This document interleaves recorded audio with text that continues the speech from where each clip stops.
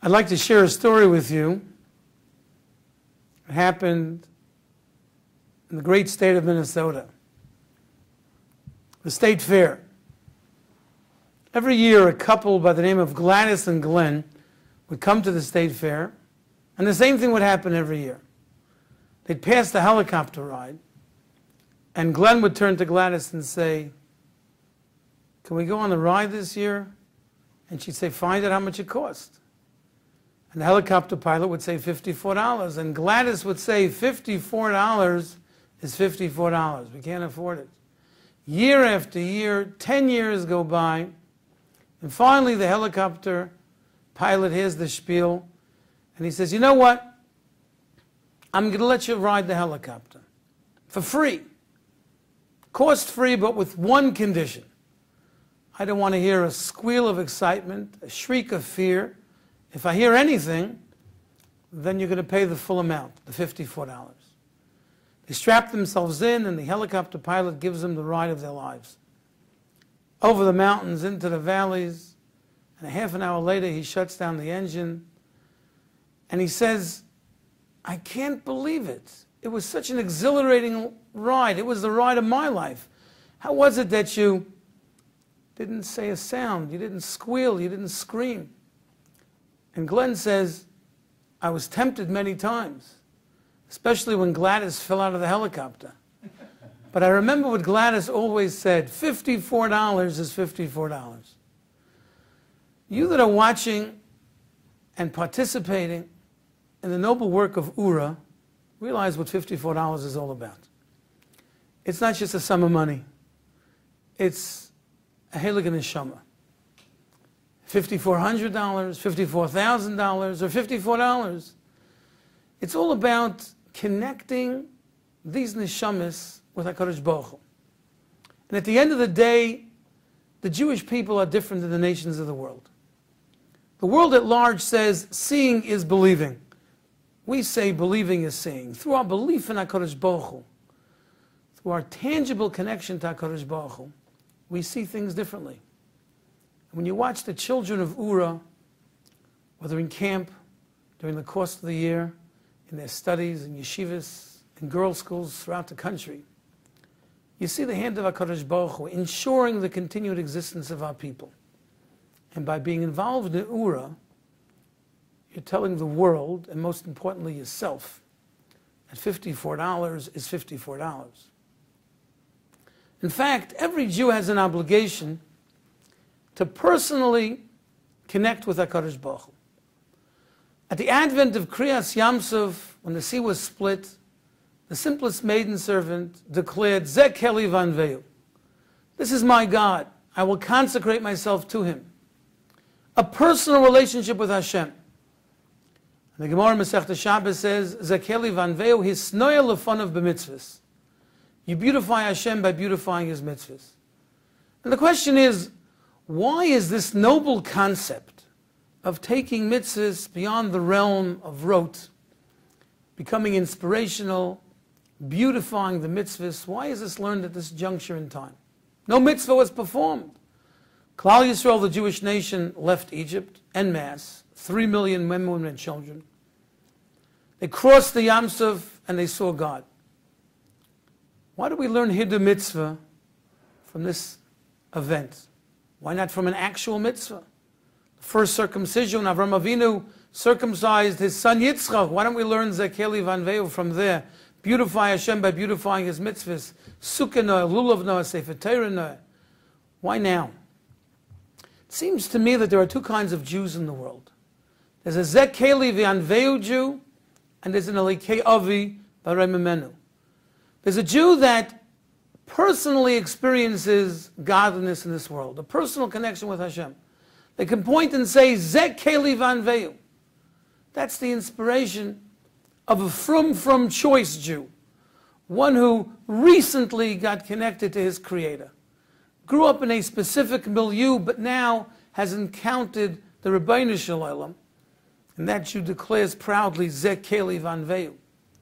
And there's another Jew, the FFB, the from birth, Elikei Avi barei mimenu, the Jew that says, "This is the God of my father, and I'm going to exalt him. Each type of Yid has a Maila and a Chasar, and an attribute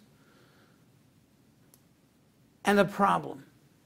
Zekeli Vanveu is inspirational. You look at a Yid that starts to daven, he's talking to God.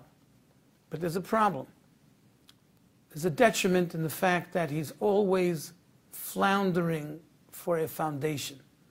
He doesn't have an anchor in his life. He doesn't have tradition or history. Buffeted by the winds of change, constantly challenged by all kinds of theological, philosophical questions.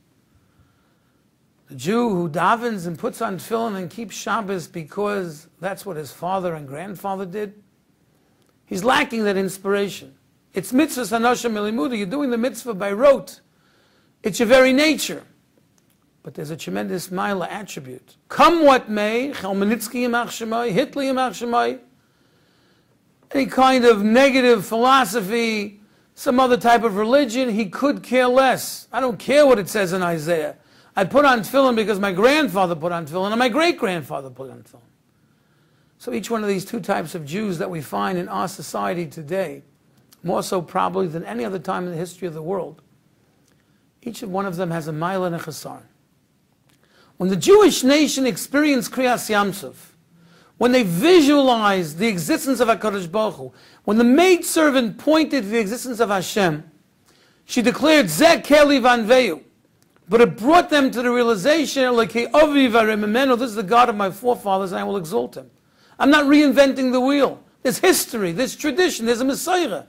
I'm part of a link in a chain that stretches all the way back to the patriarchs of Ram Yitzchak and Yaakov. That's Hiddur Mitzvah.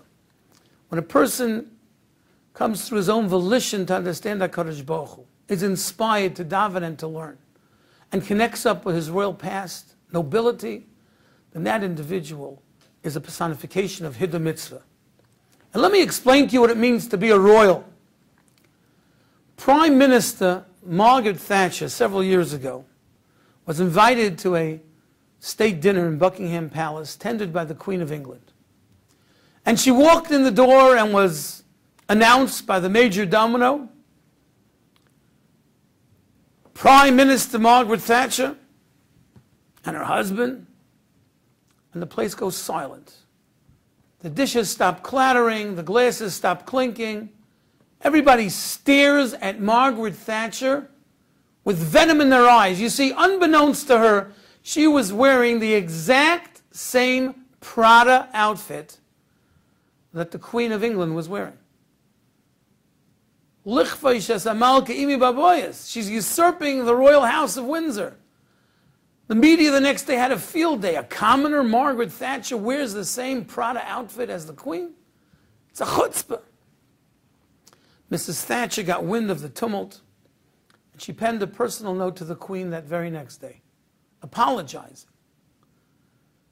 That very same day, she received a personal note from Her Majesty's Royal Secretary. The note said, Dear Mrs. Thatcher, the Queen of England does not notice what other people are wearing. End of story. Have a wonderful day.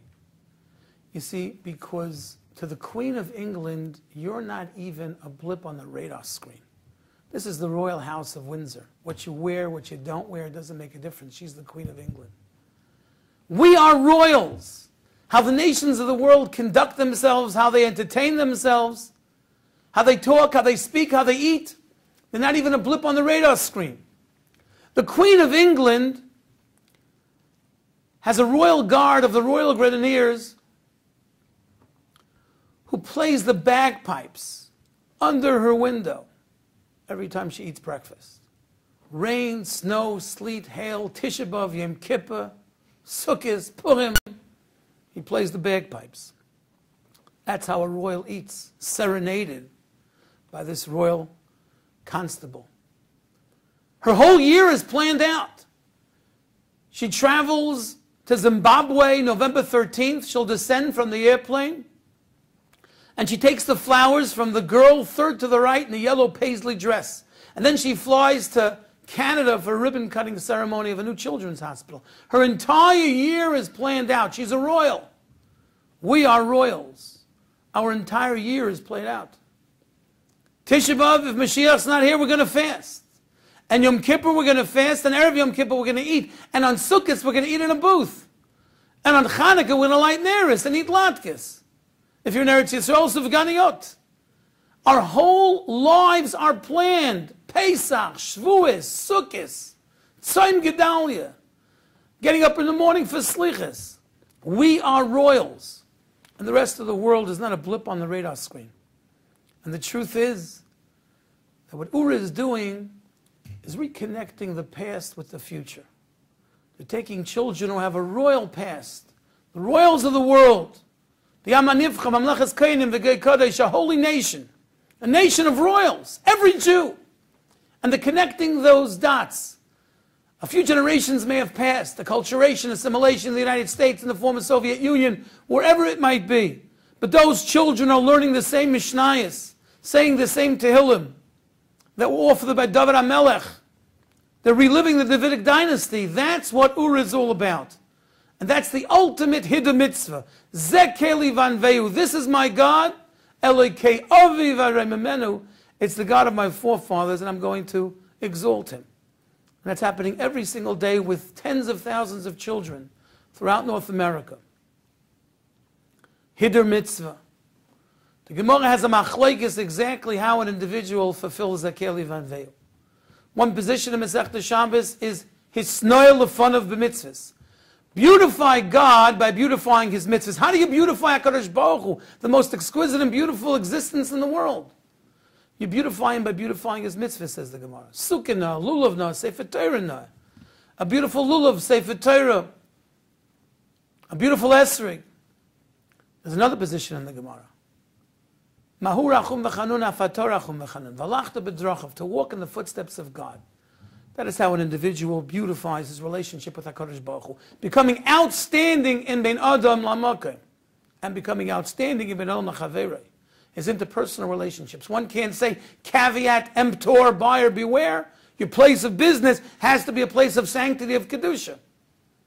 But you can't just say, because I'm an empirical Jew and I'm an honest person, that's sufficient. There must be kashrus and Shabbos and all the mitzvahs in the Torah. In fact, there's a question one can ask on a well-known chazal. Our rabbis teach us. Gedola achnasas orcha mikabolas pnei shchina. And we learn this from Avraham Avinu, that it is greater to welcome guests into your home than to welcome the divine presence of Hashem. Avraham Avinu is ill. Third day after his surgery, the bris milah. The patriarch Abraham is very not well, and he's visited by Hashem. The Gemara says, the Shechin is b'reish mita shel kol chayla. You want to visit God, go to the hospital. Visit somebody who's not well. The presence of Hashem is found at his bed, at his bedside. So Avraham Avinu is visited by HaKadosh Baruch Hu, and he leaves the presence of Hashem to go welcome strangers into his home. Now the purpose of every mitzvah is to get close to Hashem. So why would he leave the presence of Hashem to perform a mitzvah to get close to Hashem? He's already close to God. In fact, God is in his home. God's visiting him. HaKadosh Baruch Hu, the Shechin is b'reish mita shel kol chayli. I believe the answer is simple. When a person grows in life, he has an obligation v'dafka bay, to cleave to HaKadosh Baruch Hu. Now, how do you cleave to Hashem, asks the Gemara?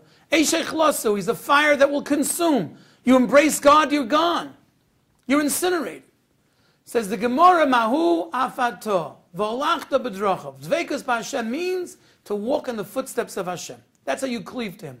There's no impediment, there's no chatzitza. And at the end of the day, just as Hashem is merciful and compassionate, you have to be merciful and compassionate. When Avraham Avinu is visited by Hashem, the divine presence of God, he's very close to Hashem. But when he welcomes wayfarers, sojourners into his home, he's cleaving to HaKadosh Baruch Hu. He's walking in his footsteps. He's compassionate and merciful. And that's a higher level. Zeh keli vanveu, become outstanding in the mitzvahs, Ben Adam Lamakayim, beautiful esrog, lulav, exquisite Megillah, Elokei avi v'aremenu, exalt the God of your forefathers by continuing in excellence, taking it to to interpersonal relationships, being able to refine your character through others, becoming a better friend, father, mother, sister, Jew, neighbor. And the Targum Onkelos says, V'avnei migdasha, that Zakeli Vanveu means to build a sanctuary to Hashem. Heichal Hashem Hema, the Navi Yirmiyahu says, every Jew is a repository of Shechina. V'asuli migdash v'shachanti b'seicham. Geula, redemption is complete only with Hasharas HaShechina. You can come out of Egypt, you can receive the Torah, you can even have the societal laws of Mishpatim, the civic ordinances, the civil ordinances unique to the Jewish nation. But at the end of the day, redemption is only complete when you build a Beis HaMikdash. Why does the pasuk, the verse say, "V'asli migdash v'shachanti b'seicham"? At any given time, there's only one Beis HaMikdash. Says the Kutzker is such a famous maxim and idiom that people think it's a medrash. B'soich kol echad ve'echad. Every Jew has to be a repository of Shechina. To be able to create Hashras HaShechina, to welcome the presence of God in your midst, in your home, in your abode, it's through his Shnorg one of the mitzvahs, the hidden mitzvah, becoming outstanding in the performance of mitzvahs, beautifying those mitzvahs, and being Adam l'chaveroi, connecting to God through each and every Jew. This is what Oorah does. And those that are involved in Oorah, mostly on a volunteer basis, do it l'shem shemayim, beginning with the Rav Tzaddik, Rabbi Mintz Shlita, and all the incredible personalities involved. I have a close friend, Rabbi Biederman, who's also involved in Oorah. And you see these people who are very busy in life, in different facets of life. But at the end of the day, their heart is with Oorah because their heart is Hidur Mitzvah. Their heart is beautifying their relationship with God through other Jews and finding the beauty in each and every Jewish child. And that's what it means to support and encourage Oorah in their worthy endeavors. What does Hidur Mitzvah mean? Well, the personification of Hidur is the mitzvah of Esrog. L'kachtem lachem b'yom harishon pre-eitz Hodor. The Hidur is personified. A microcosm of every Hidur mitzvah is the Esrog, a beautiful Esrog. I'll tell you a story about an Esrog. There was an elderly woman who lived in Shavel, in Europe, in Lithuania, and her children lived in the city of Brisk. And the children once approached the Brisker Rav Zatzal, and they said to him, "Rav, we need your help. A mother lives in Shavel, and it's very hard to travel to Shavel. It's expensive to travel to Shavel. We barely see our mother. She comes just for Yom Tov. Can you please convince her the next Yom Tov that she comes to move to Brisk? Her children and grandchildren live here." And the Rav said, "Of course. What a wonderful thing to do." And the elderly woman came to Brisk, and the Brisker Rav approached her and said, "Mein teure Frau, my dear lady, move to Brisk. Join our community. You'll have nachas for your children and grandchildren close up." And she says, "Rebbe, revered Rabbi, I would do whatever you ask me to do, but that I can't do. Ich kann nicht weggehen from Shavel. I can't leave Shavel. And I'll tell you why. My grandfather had a dream. His dream was to own his own lulav and esrog. Today it's relatively easy, especially through the auspices of Oorah. They hand out hundreds and hundreds of lulav and esrogim throughout the course of the year, right before Sukkot, to so many different individuals, encouraging them in this beautiful mitzvah, having them taste the exquisite nature of the mitzvah, to savor the flavor of lulav and esrog. But it wasn't that way. Even as a child growing up in Flatbush, my father's Zatzal, of blessed memory, was a Rav in Bensonhurst. And there were a couple of sets of lulav and esrogim the shul would acquire for everyone. But in Shavel, there was one esrog. The esrog of the Rav, the rabbi of Shavel. And everyone used that esrog. And my grandfather had a dream. He wanted his own esrog. So he saved his kopecks month after month, year after year, over 30 years. And he and my grandmother traveled to the Meicher Esrogim, the one who would procure the lulav and esrogim for all the Jews in Lithuania, with a whole sack of cash. And he spills it out and he says, "Please, I want to buy a beautiful set." And the man painstakingly counts out every coin, every kopek.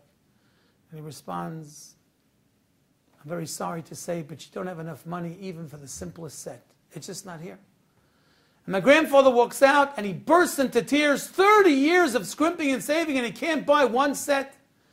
And then he has a flash, a stroke of inspiration. He says to my grandmother, you know, we're older people already. The children have gone, we're empty nesting. Let's sell our house. We'll sell our house and move into a room, and with the money I'm sure we'll be able to procure a beautiful lulav and esrog. She says one word, maskim, I agree. And they go home, they make the arrangements, they sell their home, they come back to the meicher, the seller of lulavim and esrogim, and they give him a ton of cash, a wad of bills. And he looks at the money in amazement and he says, with this I'll get you the finest lulav and esrog, not just in Shavel and Litta and Pailan, it'll be the beautiful, most exquisite lulav and esrog. And true to his word, several weeks before Rosh Hashanah, he comes to Shavel with the precious lulav and esrog. It was exquisite. The Rav was taken aback. It was breathtaking. The most exquisite esrog. The Rav declared, I will bench on the first day with your lulav and esrog. And the word spread like wildfire throughout Shavel. What an exciting thing. Their own friends sold their house for a lulav and esrog. And what type of exquisite esrog it was. People started lining up. Husband would go to work, and they'd ask my grandmother, can I look at that esrog? And she'd lovingly unwrap it from the silk wrapping. She'd show them the esrog, and they were just so excited, looking forward to the mitzvah they could perform. And then one day, somebody timidly asked, can I touch the esrog? She hesitates. Of course you can touch the esrog. She unwraps the esrog from the kunku wrapping, and she hands it over to the fellow, and she doesn't know how it happened, but it slipped out of his hands and fell to the ground, and the pitum broke. She didn't know what to do. They sold their house for the esrog, and now the pitum is broken. She falls to the feet of her husband when he comes home, and she's crying unconsolably. And the husband says, what happened? Are the children healthy or well? Anybody in the hospital? Anybody not well?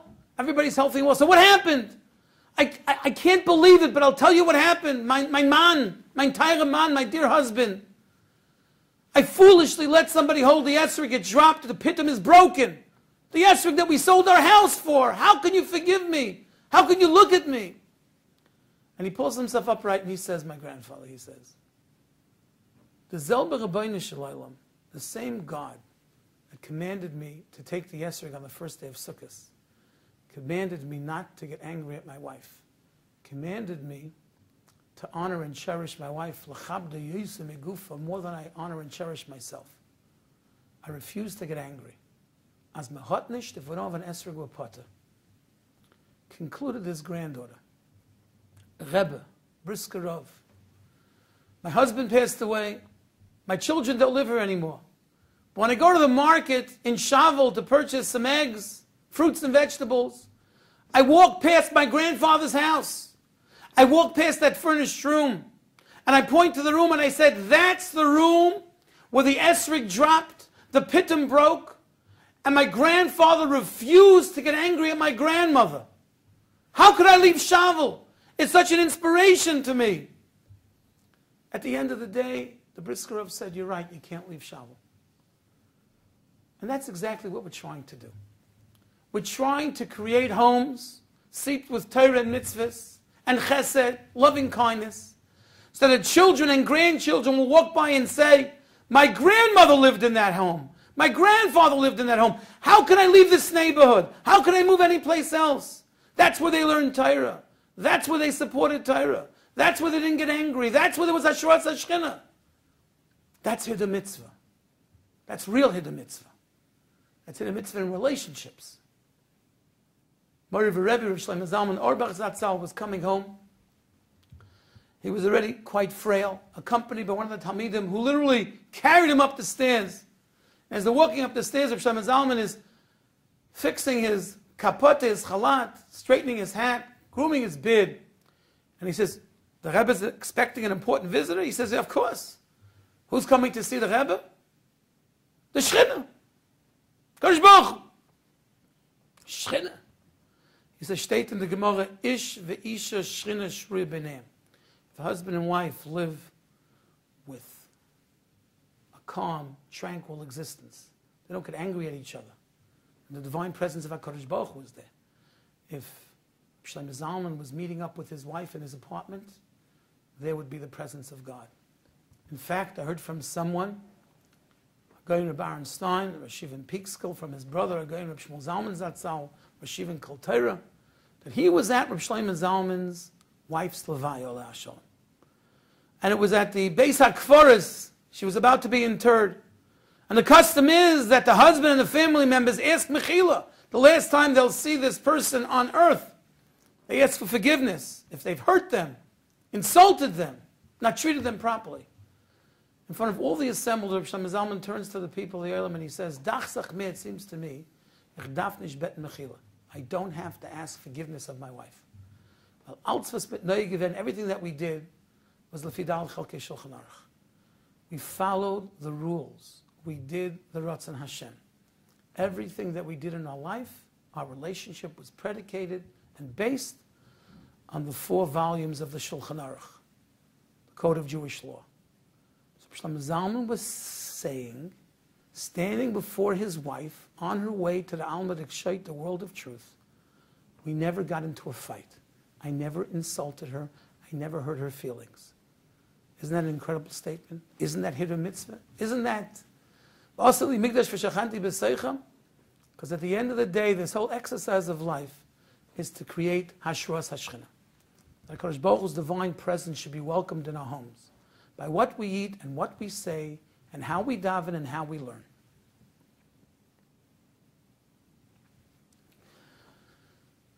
The Oorah HaShulchan, in his Hagdama introduction to Choshen Mishpat, because the first thing that the Oorah HaShulchan wrote was on Choshen Mishpat, not on Oorah Chaim, he writes the following. The reason why there are so many machlekes in Klal Yisrael between Tanoim and Amoraim and Rishonim and Acharonim and Gaonim, up to the very day, different shittas and positions, is because Torah is a shira. It's an exquisite song. And the koilos mishunim, the various sounds, the different sounds, are the tiferes, are the glory of that Torah. Each individual's way of learning, his approach to life, his Messiah, his tradition, contributes to this symphony that we call Torah. So that the fact that there are different streams, the fact that there are Hasidim and Litvaks, bigger and smaller, those that live in Eretz Yisrael and in Chutz La'aretz, different types of Jews, all serving HaKadosh Baruch Hu with the proper Messiah and tradition. There were 12 crossing sites. Shiftei Kol left Mitzrayim, Ruvain had his crossing site, Shimon had his crossing site. And they were all unique and they were all real, as long as they were crossing over to receive the Torah. And the lanes were transparent so they could see each other crossing en masse with their own Messiah. That's the koilos mishunim, the magnificent, varied sounds of the Torah of every Jew. In fact, the Baal Shem Tov Zatzal says that concerning the tachash, this multicolored animal, some say was a seal that was on top of the Mishkan, the tabernacle, made from its fur. State in the Targum, Rashi quotes it, Sus umizgoa begavne shala. It preens, it takes pride in the various stripes. Says the Baal Shem Tov Zatzal, the only one who sees the tachash is the Rabbeinu Shalom. It's covering the Mishkan. He looks down and sees the different stripes of Jews, and he's sus umizgoa begavne shala. He takes pride in his handiwork, in the various stripes of Klal Yisrael. Masa Yodai Le'Ispar, he takes pride in his handiwork. I experienced a ma'ain, a glimpse of Oorah at a magnificent Shabbaton. Spent just a few hours here. But Sasam Ispar Begavne Shalom, the Rebbeinu Shalom takes such pride. Talmidei Chachamim Uvhakim were here. And newly initiated Zekeli Van Veu Jews, and ones who aren't even yet committed to Yiddishkeit, but certainly, surely will be in the near future because of Oorah and your support. Sasim is Boba Gavne Shalom. The Rebbeinu Shalom takes such pride in every Jew. That's Hisnoel Lefon of the mitzvahs. That's Hiddur Mitzvah. That's the koilos mishunim, the various sounds of the symphony of the Jewish nation learning Torah. And I want to share with you a story that Ramosha Grossman told me. I believe he heard it from Rav Pesach Kron, who read it from Rabbi Yoma Rosansky. So Rav Moshe is a mechanech, he's an educator. Rav Moshe goes to the Mechanchim Kollel in Camp Morris in upstate New York, Woodridge, New York, over the summer, where Rabbeim learn Berischa Deraisa with excitement, Kinesinas and Sinai, like the Torah is given at Sinai.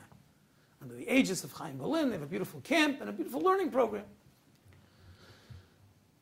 One day, a nondescript fellow walks in, average Yossel Joe kind of fellow, with a little art scroll Gemara under his arm. He sits down and he starts learning. Rav Moshe is an affable fellow. He walks over, they exchange pleasantries and names. A few weeks later, the fellow approaches Rav Moshe and he says, I just want you to know, he says, he's got Yena Machla, that dreaded disease, cancer. We don't want to mention its name. A few weeks after that, Rav Moshe approaches him and he says, you look a little under the weather. You don't look so good. He says, well, yesterday I was by the doctor. He got a terrible report. It has metastasized, Rahman al-Islam. And aside from that, my life is worthless. I'm wasting my time. I sit here going from the art scroll into the English into the... I don't know what I'm saying, what I'm doing, what I'm learning. It makes no impact on me. I see you and your chavrusa, your study partner. You're learning with such energy and inspiration. It's so exciting. You mabitzei Torah, you teach Yiddish kinder, Jewish children Torah. I'm wasting my time. God doesn't need my learning. He doesn't need me. Istayo Milsa, this Rav Moshe, had special siyata d'shmai in his response. The night before, he was traveling from New York to upstate New York, and he was listening to the radio. A talk show host was interviewing a fellow who wrote a book about the legendary maestro Arturo Toscanini, one of the greatest conductors of the orchestra of the Philharmonic. And he's relating different anecdotes and how he would visit Toscanini in his summer home. And he says, one time I called up the maestro and I said, I'm coming tonight, you're not coming tonight. I got to see you, you can't come tonight. Why not? Because, he said, there's a very complex symphony that's being played on the radio, broadcast live from a world-class orchestra. And I know you, you're going to nudge me. Of course, I'm paraphrasing because they both didn't speak Yiddish. You're going to nudge me, you're going to drive me crazy. I'm not interested in hearing your Narishkeit. I want to listen to the music. He says, this is why I was created. I was created to envision, to share the vision of the maestro, to see how he interprets the music and enjoys the music. He says, fine, but tonight, kafel mechupel, tonight, b'nei Gad b'nei Ruvain, don't ask me anything. Don't say anything. He agrees. He's going to remain silent as a shul mouse. Uncle Panim, they hear this magnificent music. At the end of the day, the orchestra finishes its final movement. Toscanini turns to him and says, no, what do you say? He says, what do I say? It was enchanting, mesmerizing, incredible, exhilarating. He says, you know nothing about music. This orchestra, the full ensemble, has 120 musicians, 15 in the violin section. And I want you to know that this concert tonight, one of the violinists was missing. He says to himself, this is ridiculous. The man is so full of himself. He's such a balgaiva. He knows over the radio that 120 musicians and one was a no-show, that he didn't play his violin that night. Nicht gefiddled. I don't believe him. The next day, to prove his point, he calls up the conductor of that orchestra. And lo and behold, he tells me, we're listening to the concert, the maestro, Toscanini. He says, yeah, we're a little off. A little off? He says, yeah, one of the musicians didn't show up. He was a no-show, one of the violinists. So he goes back the next day to Toscanini. Chatasi, Avizi, Bashanti. Ashamnu, Bagadnu. You're a maestro, you're a goyin, you're a tzaddik, you have Ruach HaKodesh, you have prophecy. How did you know? How did you know that 120 musicians, one was a no-show? He said, how did I know? I'm a conductor. Music is my life. I interpret every nuance of the music, the flavor of the music, the color of the music. Allegro, Moderetto. I know music. I'm a conductor. And if one violinist doesn't play, the orchestra has not reached fruition.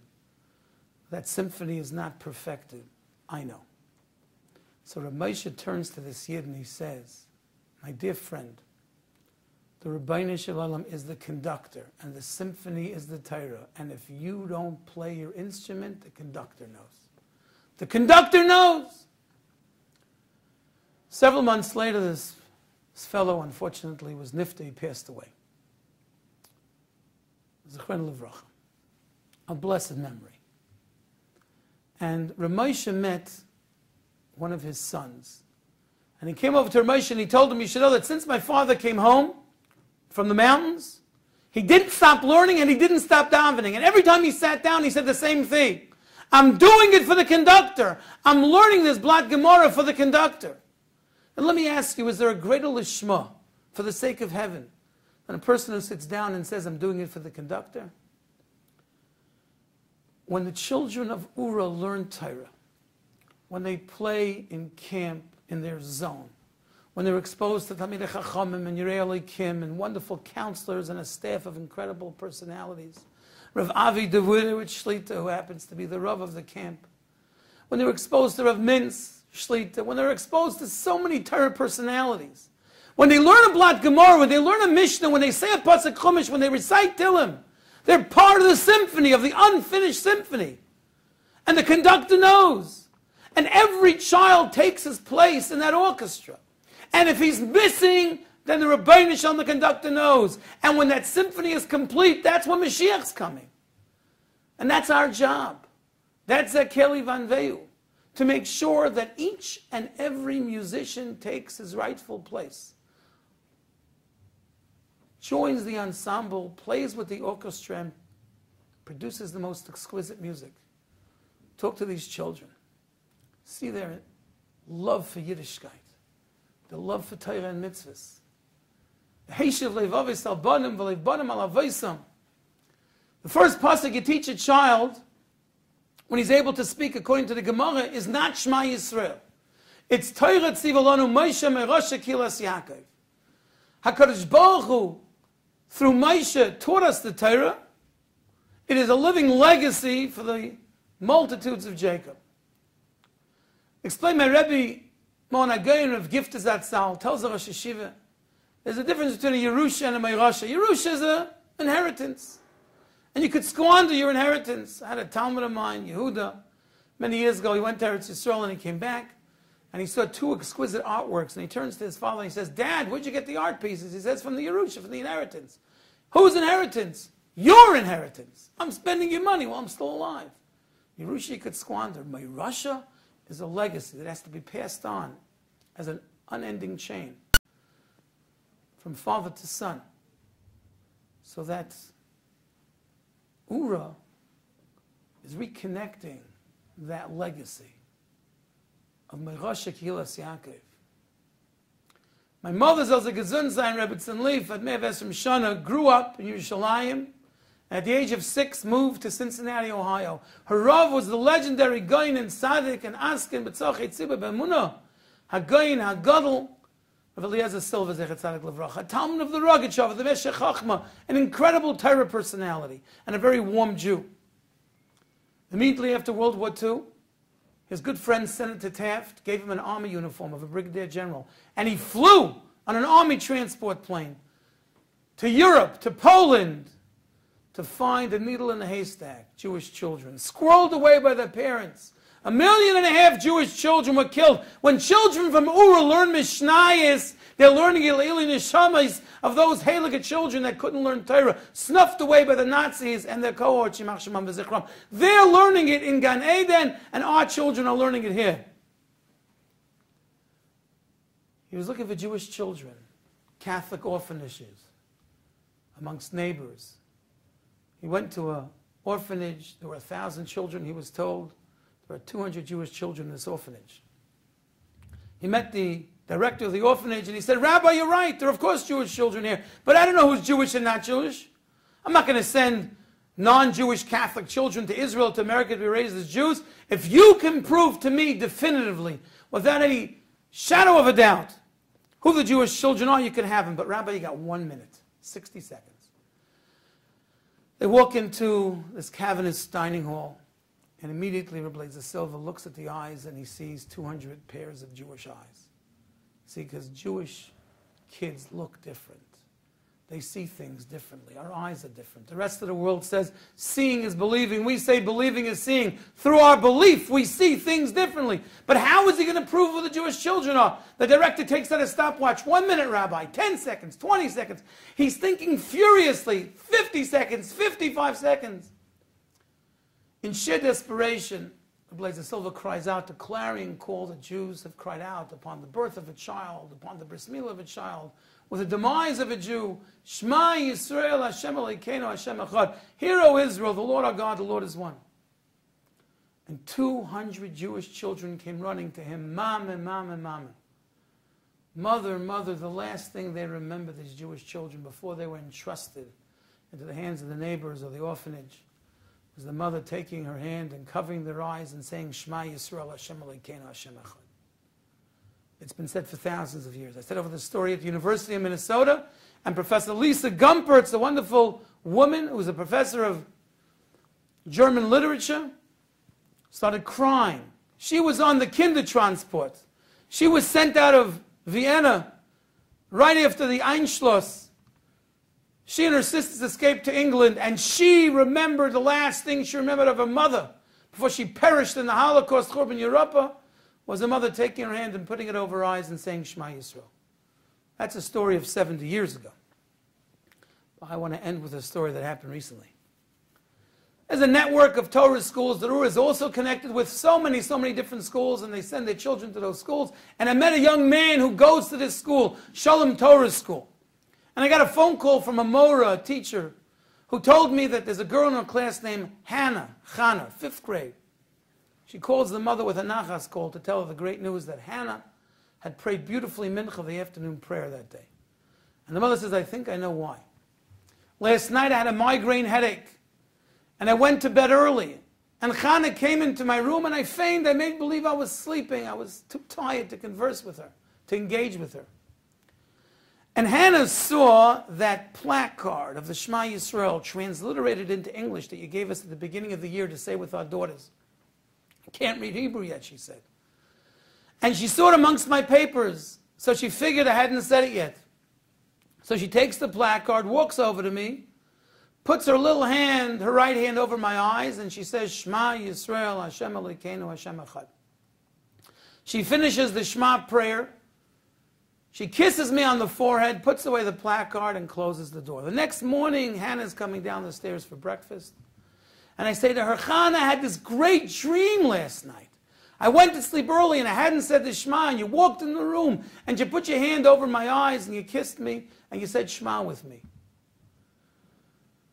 And she says to the teacher, that's probably why she was so well behaved in school today. That's why she davened so nicely. And I said to myself, for thousands of years the mothers have said Shema Yisrael with the children. But now the children are saying Shema Yisrael with the mothers. It's v'heshiv levaveis al banim v'lebanim al avosam, a living embodiment of the words of the prophet. That there'll come a time when the children will bring their parents back. And that's exactly what Oorah is doing. These children are not just coming back. There's a Mahapecha revolution where hundreds and hundreds of families are becoming Torah observant with partners in learning, Talmud study partners.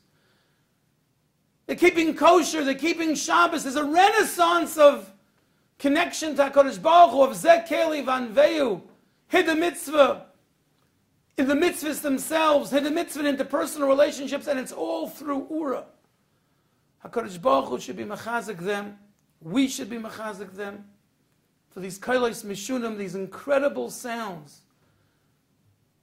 This orchestra, this symphony that's being played by the children of the Jewish nation, the royals of our people, with a lineage that's thousands of years old, since the giving of the Torah, Mamlechas Kainim v'Gei Kadosh, a nation of kings, to learn Torah, to perform mitzvahs, to go closer to HaKadosh Baruch Hu. And the merit of Hevel Piyim Shel Tinegu Shel Beis Rambam, the young children learning Torah, we will merit to see generations, Yesharim Yevairach, outstanding children and grandchildren immersed and steeped in Torah and mitzvahs, and they will herald, they will ensure the great simcha that it's almost upon us, coming of Mashiach Tzidkenu B'Meher V'Yameinu. Amen.